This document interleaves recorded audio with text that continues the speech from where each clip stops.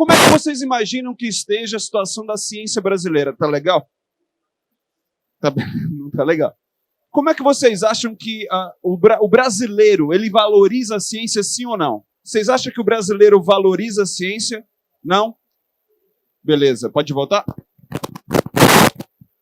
Nós estamos errados. Eu também achava que o brasileiro não valorizava a ciência, mas uma fonte do Instituto Nacional de Ciência e Tecnologia de 2019, ou seja, esse ano, 62% dos brasileiros se interessam sim por ciência.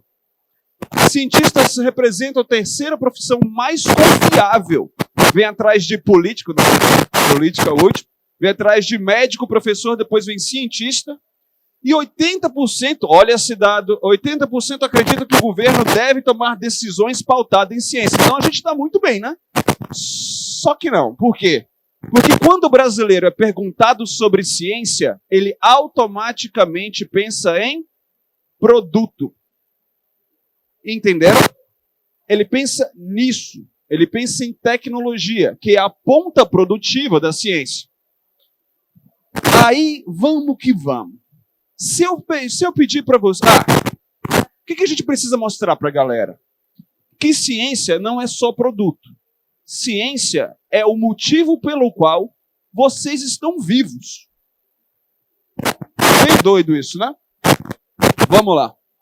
Eu vou dar um exemplo aqui para vocês. Tem um trem preto aqui. Esse negócio apareceu aí, mas não estava no slide não, isso aí. Quem usa óculos, eu uso óculos. Quem usa lente ou óculos? Deu certo?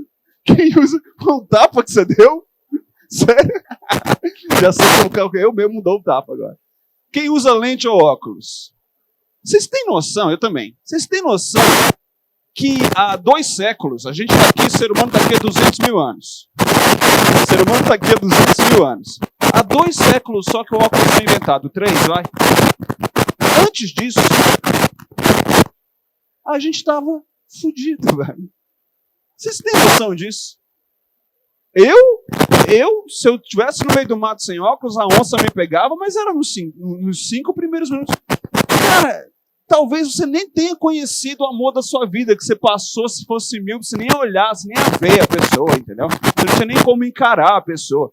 Um óculos é um motivo porque a gente consegue ver muito melhor. É uma coisa mega simples que dependeu de ciência, mas Hugo, você ainda está falando em produto. É, realmente. Mas vamos lá. Quem tem avós, qualquer avô ou avó vivo? Porque vocês estão em 2019. Nós tivemos uma notícia muito triste, o Gugu faleceu.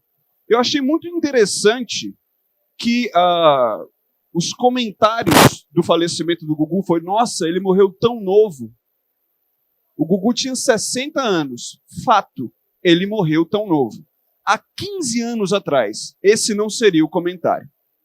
Poderia, obviamente, sentia perda. Não era assim, tá velho, tinha mais que morrer mesmo. Não, não seria esse. Mas ninguém falaria tão novo há 15 anos atrás. Se fosse há 30 anos atrás, o comentário seria: todo mundo tem sua hora, né? 60 anos.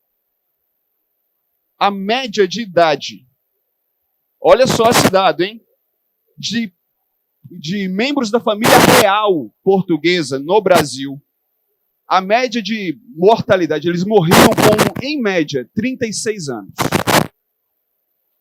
36 anos. Real. Família que tinha grana. Então, nós só estamos aqui por conta disso. A gente só consegue conviver com os nossos pais, conviver com os nossos avós, e muita gente com os bisavós. Nós vamos chegar a 90 de boa. 90 anos, estamos lá no CrossFit. Tranquilaço. Entendeu? O cara, a pessoa que vai chegar a 150 anos já nasceu. Olha isso. Não é você. Mas já nasceu. Graças à ciência. Então veja, a pessoa é extremamente dependente de ciência, mas será que ela entende como é que é isso? Vamos lá, pensa num cientista. Pensa num cientista. Pensa em qualquer um. Qualquer cientista. Famoso, muito famoso. Qualquer cientista muito famoso. O que acontece? Vai pensando. Pensa aí. Fica com isso na cabeça. Me dá uns 5 enquanto eu falo. O que a gente está vivendo? Cara, nós somos extremamente dependentes de ciência, porém, a gente está num período meio maluco, né? Meio obscurantista, assim. As pessoas estão acreditando em tudo. Como é que é isso? A gente aumenta a produção tecnológica, a gente aumenta o acesso à ciência, a gente consegue democratizar o conhecimento, em compensação, tua tia está acreditando em qualquer coisa que vê. Você não sabe mais o que fazer com a tua tia. E aí me responda isso. Como é que eu separo o que é fato e o que é fake? Alguém tem essa ideia? Me diz o caminho mais fácil.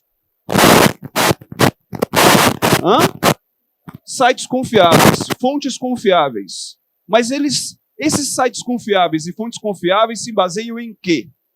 Como é que eu posso chegar para uma pessoa, por exemplo, que diz que a Terra é plana? Não tem ninguém aqui não, né? Não, né?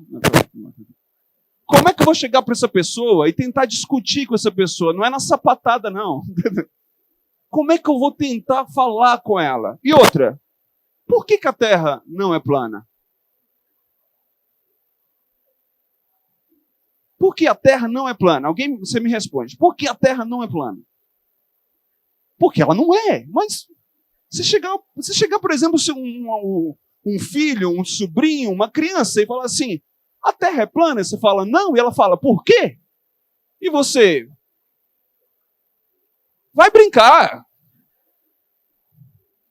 A Terra não é plana porque há evidências mais do que suficientes que mostram em uma série de disciplinas interdisciplinares, na verdade, que ela é um globo, que ela gira em torno do Sol. Enfim.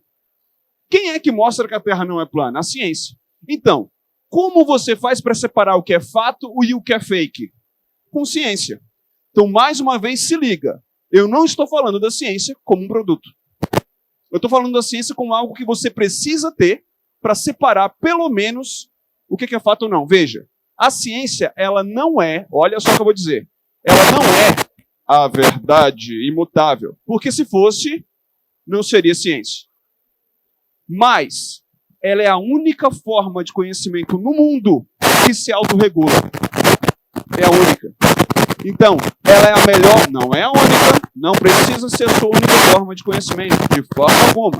Mas ela é a melhor forma que consegue aferir a verdade, ou pelo menos aferir a solidez de um mundo observável. O que não, obviamente, exclui o seu direito de exercer outras crenças de forma alguma. Legal. E aí, pensaram no cientista? Tranquilo? Alguém não pensou no Einstein? Não, olha, 2 pessoas. Obrigado. Geralmente, quando você pensa cientista famoso, você pensa no Einstein, e o mais legal é, você pensa no Einstein de jaleco, segurando 2 compostos químicos, mas ele era físico. O Einstein nunca sequer vestiu um jaleco, eu acho. Mas esse é o desenho que você tem do cientista. É o Einstein de jaleco branco e sabe, fazendo um experimento químico. Gritem para mim um cientista brasileiro. Não vale o professor da faculdade.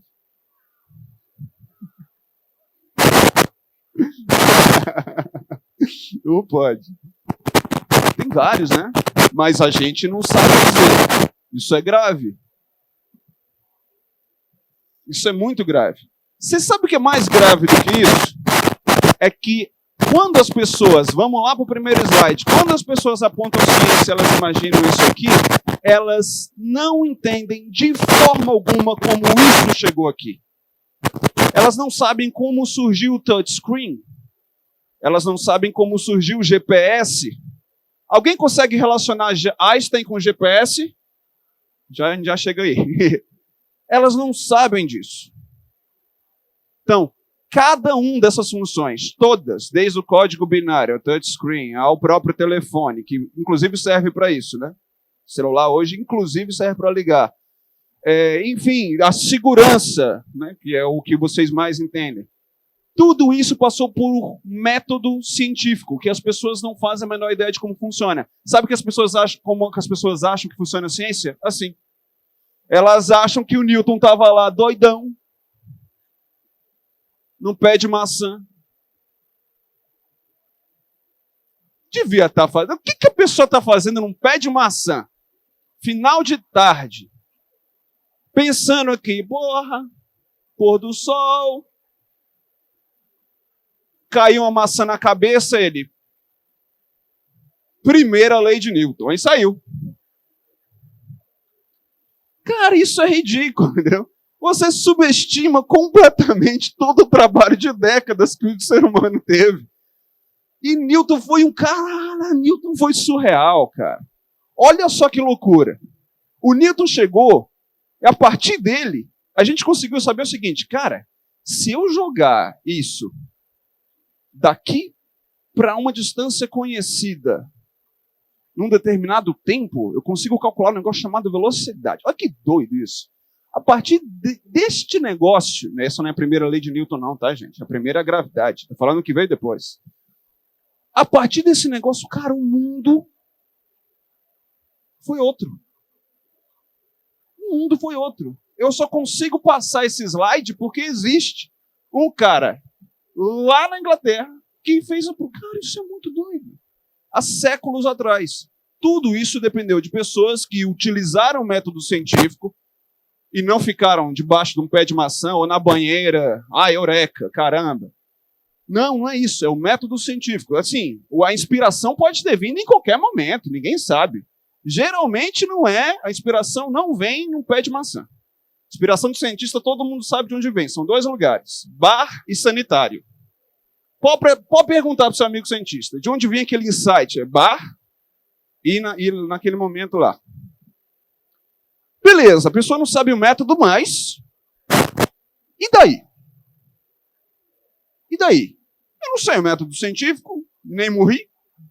Estou aqui de boa até agora, tranquilo. Beleza. Quando você não só utiliza o produto da ciência, quando você não só usa celular, ou carro, ou microfone, relógio, enfim, televisão, quando você... Segurança. Quando você não só utiliza, mas também usa o método científico como algo que permeia a sua vida, você tem um mundo completamente diferente para explorar. A ciência ela pode ser o seu estilo de vida. Ter um estilo de vida baseado em evidências. O que é isso, cara? É você ter uma visão de mundo aos olhos da ciência. Eu não quero dizer que para cada coisa que você enxergar na sua vida, você vai procurar um artigo científico para saber se aquilo é verdade ou não. Não é isso. Mas a visão crítica, a visão do como isso funciona, como alguém diz que isso está certo, será que há um consenso de que isso realmente é verdadeiro? Isso muda a tua vida. Por quê? Porque nós somos carentes. Muito carentes. A gente quer saber das coisas, a gente quer saber futuro, a gente quer saber passado, a gente quer saber o que rumo que a gente dá para a nossa vida, a gente quer saber se eu der esse passo aqui, o que vai acontecer comigo, e aí isso acaba, a gente é carente, e isso acaba abrindo as portas para que um monte de besteira chegue, pegue a gente pelo braço e puxe para dentro. Um monte de bobagem. Um monte de bobagem que, às vezes, acaba com a tua saúde mental, que acaba com a tua conta financeira. Eu nem vou precisar citar. Vocês já estão processando que tipo de bobagem são essas. Então, uma visão de mundo baseada em evidências melhora a tua forma de se posicionar. Se posicionar como, Hugo? Socialmente, politicamente. Hugo quer saber se... Quer dizer que se eu usar o método científico, eu vou escolher um lado político só? Não, de forma alguma.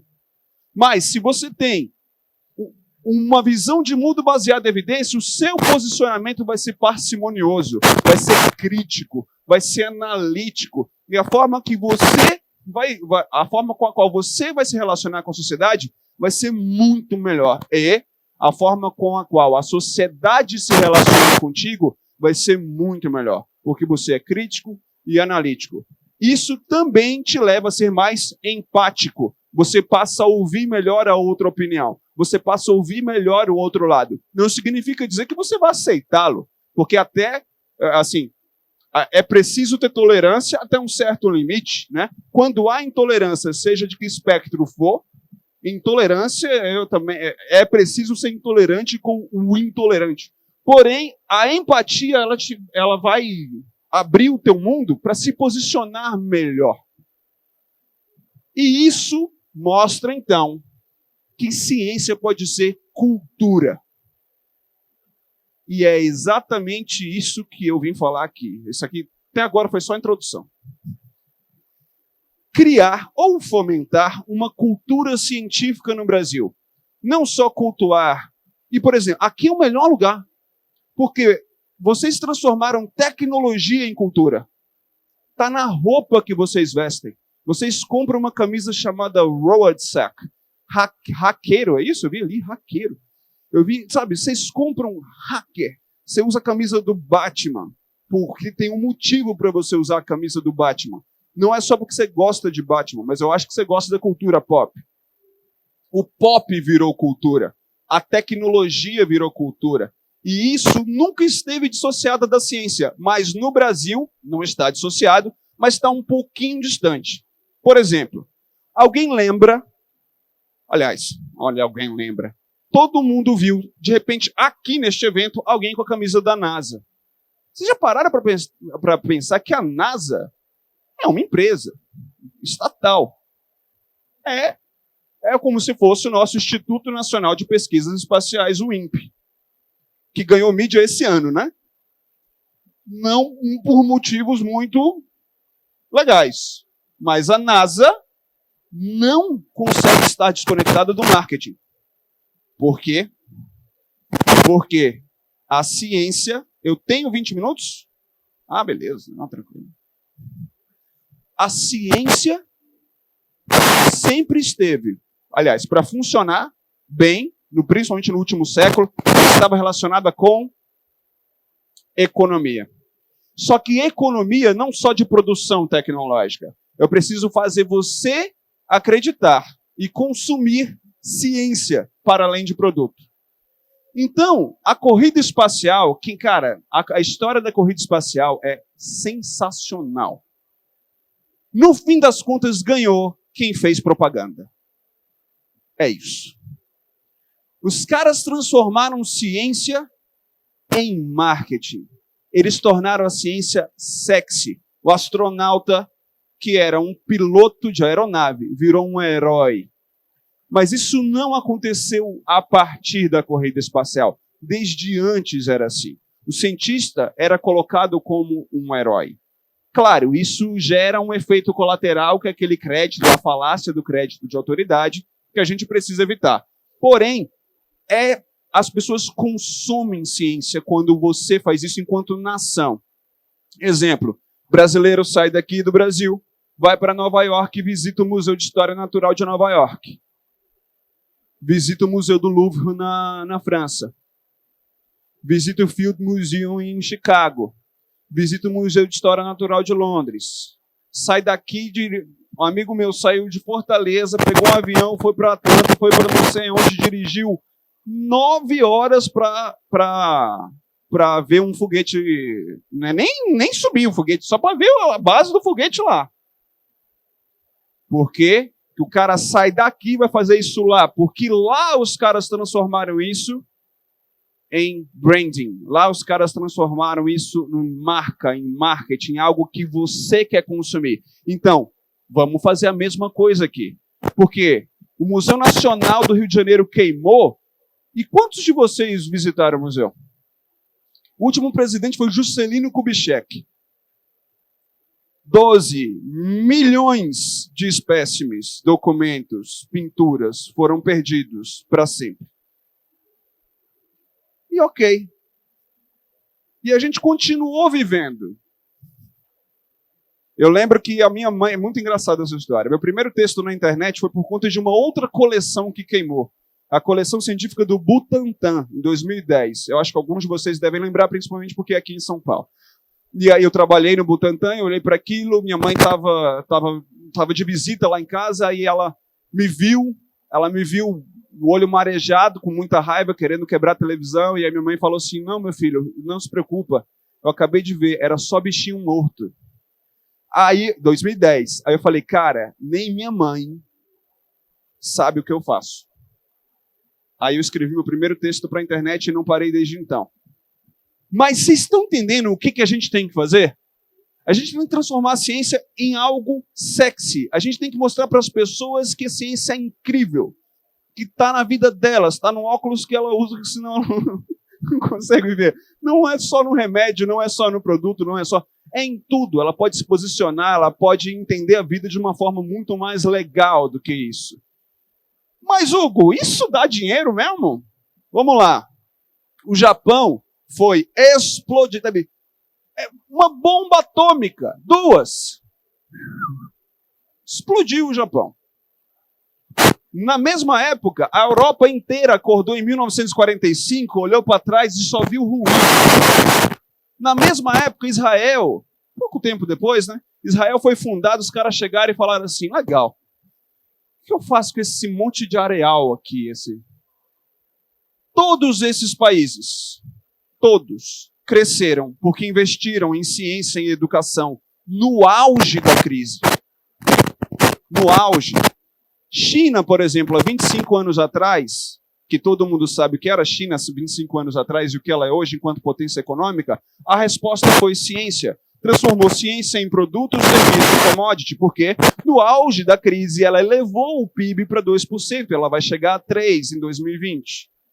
Ruanda, um país de terceiro mundo, cresce 7% ao ano, porque colocou 2,4% do PIB em ciência e tecnologia. Israel vai chegar a 4%. Todos os países que têm pontas econômicas hoje foram países que no auge da crise investiram em ciência e tecnologia. E para investir em ciência, eles precisavam fazer com que as pessoas que votam quisessem votar em ciência. Para eu fazer as pessoas que votam querer votar em ciência, eu preciso tornar a ciência algo democrático. Não só enquanto produto, mas enquanto método. As pessoas precisam... Sabe, é aquela coisa assim de você estar aqui, bater uma chuva, você está lá no interior, bater uma chuva na roça, ou em qualquer lugar que você esteja que não seja a cidade, e vem aquele cheirinho de terra molhada. Aí você inspira, falou, saudade sertão, rapaz, que vontade de escutar Tião Carreiro e Pardinho aqui agora. Mas aí alguém vem do seu lado e fala, na verdade isso são bactérias, simbiontes, que estão liberando enxofre, porque elas estão em contato com a água. E aí você pode pensar que isso é frio. Na verdade isso é maravilhoso. Você olhar um fenômeno e conseguir explicá-lo, cara, é sensacional. Dá tesão mesmo. Quando você roda um teste e o teste dá certo, ou dá errado, que dá errado também é resultado, você olha e fala assim, cara, é isso. Sabe, desenvolveram há 600 anos atrás, não é nada. 600 anos é ontem. Desenvolveram uma parada que você testa para saber se aquilo dá certo ou não. Cara, isso é maravilhoso. Isso é sensacional. Só que a pessoa precisa achar isso sensacional para votar em quem, de fato, tenha isso como plataforma política de campanha. Mas isso está muito ruim, assim. Ano passado, a gente organizou um debate presidencial. O Science Sports Brasil organizou um debate presidencial. Porque a gente estava num bar aqui em São Paulo. É sério essa história. A gente estava num bar, e já estava no bar há muito tempo já. Então a gente já estava... Aí um moleque da graduação chegou e falou assim, cara, ninguém tá falando de ciência, velho. Ninguém, não tem um candidato falando de ciência. Vamos... Pô, a gente podia botar os caras para falar, né? Bêbado. Aí a gente olhou um pro outro e falou... Vamos botar os caras para falar. 3 meses a gente organizou um debate com 8 candidaturas à presidência do Brasil, 100 mil pessoas ao vivo num domingo, vendo o debate pela primeira vez na história do Brasil. O que é isso? A gente já escuta os sinais de mudança. Porque é o seguinte, não é a primeira vez que isso acontece na história da ciência, não. Todas as vezes que, assim, nesses 600 anos para cá, inclusive no começo, a ciência só surgiu porque existia um movimento ultra-obscurantista. Idade das Trevas. E aí veio o Renascimento. Lembra disso? 8ª série. A ciência surge aí. Então não é a primeira vez que a gente passa por isso. E de lá para cá, a gente já passou por várias dessas. Várias, inclusive nesse século passado, perdão. Então essa é a primeira vez desse século que a gente está passando por um período parecido com o obscurantismo da Idade Média. Porém, olha, legal, a gente já escuta uma galera remando contra. Você tem grandes marcas apostando nisso. E você tem, talvez, um gigante. Como é que o negócio aqui? Ah! Ciência é isso, tá vendo? Observação, teste, replicação, não é isso? Exatamente. Que é explicado cientificamente. Então, talvez um gigante que... Quem conhece o Science Vlogs Brasil? Pode levantar a mão, por favor? Uma pessoa, duas. Ótimo. Excelente. Um gigante que talvez você não conheça. Errei no slide. É um gigante que você não conhece mesmo, né? Cara, nós somos hoje 60 canais dentro de um selo de qualidade científica. Por quê? Porque a gente viu canais... Como é que surgiu o Science Vlogs Brasil? Em 2015, um canal específico ganhou um prêmio de ciência, de melhor canal de ciência da internet. Este canal específico dizia: conheça 7 pessoas que voltaram no mundo, no tempo. Que voltaram no tempo. Conheça o monstro do Lago Ness. E a gente falou, esse canal está ganhando um prêmio de ciência, está errado. Então a gente resolveu fazer um selo de qualidade científica para o que é produzido no YouTube. Eu acho que vocês conhecem algumas dessas pessoas, né? Então o selo reúne um monte de gente que faz ciência e que divulga isso no YouTube. Manual do Mundo, Pedro Loss, Pirola, Estevam Slow, Schwarza, Matemática Rio, a gente tem o Drauzio Varela, velho. Caramba, ele entrou agora. Eu fiquei muito feliz. Cara, o Drauzio, isso é muito legal. A gente tem o Drauzio no WhatsApp. Cara, é muito legal, cara, muito legal. Enfim, ponto comum, leitura Big Story, Space Today e farsas. Esse aqui é o primeiro fact-checking do Brasil. E farsas. Dragões de Garagem, Matemaníaca, ixi, um monte de gente. Big História, Minuto da Terra, Minutos Psíquicos, Olá Ciência, Reinaldo, Guilherme Lui, tem uma galera mais nova, uma galera mais velha, uma galera que capinou a internet, o Pirula, né? Capinou a internet lá, capinou o YouTube. Tem uma galera, enfim, inclusive Space Today do Sérgio, que está aí desde 92 fazendo divulgação científica, o Drauzio, né? E a gente tem Guilherme Lui, que tem 19 anos, enfim, a gente tem uma galera aí de todas as idades, de todos. É um gigante, cara. Juntar todo mundo, nós temos 20 milhões de inscritos. De inscrições. Melhor, né? Porque ninguém sabe, você é inscrito em 3, eu não consigo saber, né, a interseção disso. Mas a gente tem 20 milhões de inscrições. Claro, a gente tem o Manual do Mundo, né? Então, assim, sem o Manual do Mundo dá 10, mas 10 milhões é muita gente. Juntando todo mundo, aliás, sem o Manual do Mundo, a gente tem 1 bilhão de visualizações. Com o Manual do Mundo, 3,2 bilhão. O Manual do Mundo é maior do que todo mundo. Do que todo mundo somado. Com o Manual do Mundo, 3,2 bilhões de visualizações. É um gigante, cara. Que está crescendo. Que a gente inaugurou com 19. Nós somos 60 hoje. Como é que funciona isso? Alguém indica um canal, esse canal passa por uma seleção primeiro dos 4 diretores. A gente avalia criteriosamente tudo, se aquele canal realmente segue os preceitos científicos, tal, bonitinho, não sei o quê. E é uma seleção longa pra caramba. Longa, muito longa. Aí a gente joga isso para um especialista. Por exemplo, o Guilherme Lui tem um canal de educação física. Eu, claramente, não sou especialista em educação física, nem como usuário. Imagina como alguém que vai entender do assunto.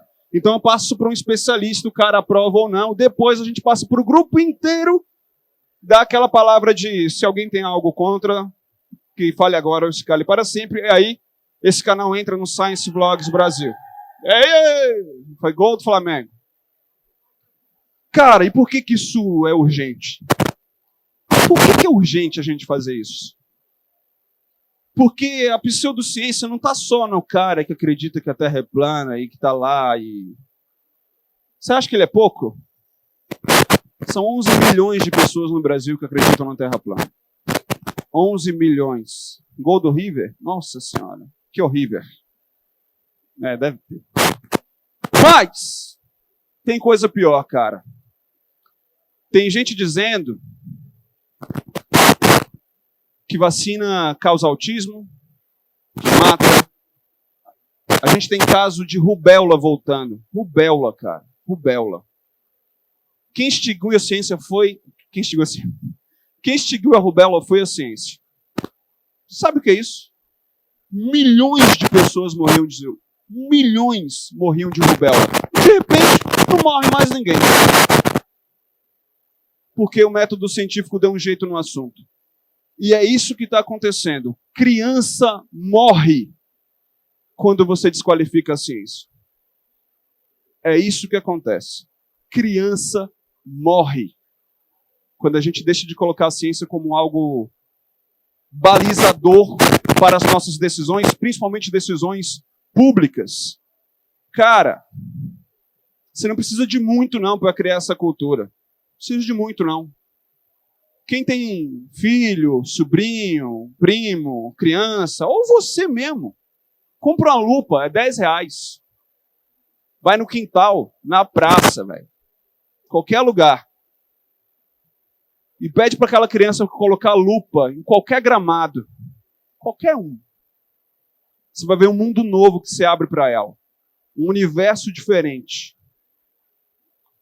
E aí você vai estar ali do lado com um pouco que você tem para explicar.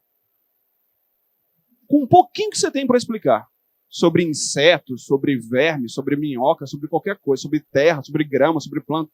Com o mínimo que você tem. Você vai estar ali do lado explicando para ela um mundo novo. Você abre um mundo novo para ela. E pede para ela investigar mais. Pede para ela usar a lupa sempre. E ela te voltar com coisas que ela achou. Cara, isso é surreal. Ciência, você consegue... Criança nasce cientista. Ela nasce cientista. Quem já tomou choque de tomada aí? Quem já tomou 2? 3?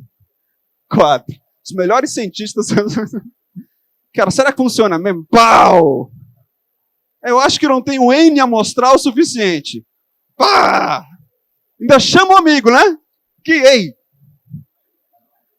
Bem ali, ó. Vê se dá certo. Que vai que é só comigo. Né? Aí tu chama o irmão mais novo. Vai ali. Cara, criança é cientista. E a gente vai tirando isso da vida dela. Vai dizendo, não, sai daí. Não, pra quê? Porque sim, porque sim, é porque não. Saca? Não dá dinheiro. Que importa, gente? Não importa, tá? Não importa o que aconteça. Não importa quantas pseudociências existam por aí, quantas besteiras sejam espalhadas por aí. A gente vai continuar morando num planeta que é um globo, que gira em torno do Sol, e que só estou falando isso para vocês aqui, vocês só estão ligados nessa tecnologia, internet, em hacker, porque vocês usam informações de um satélite que é lançado, que para ele ser lançado, eu preciso calcular a velocidade de escape dele depois que ele sai da atmosfera. E aí eu preciso entender que quando ele sai da atmosfera, a relação entre espaço-tempo, ela é diferente da relação da Terra. Então, se você não calcula essa relatividade, vocês botariam agora o GPS de vocês de volta para casa e vocês iam parar no Amazonas. Porque um cientista, há 100 anos atrás, desenvolveu uma fórmula super simples chamada teoria da relatividade, sem imaginar um dia que isso seria utilizado para fazer vocês se posicionarem no globo. Serve para você se posicionar no globo e serve para vocês se posicionarem na vida também. Galera, muito obrigado.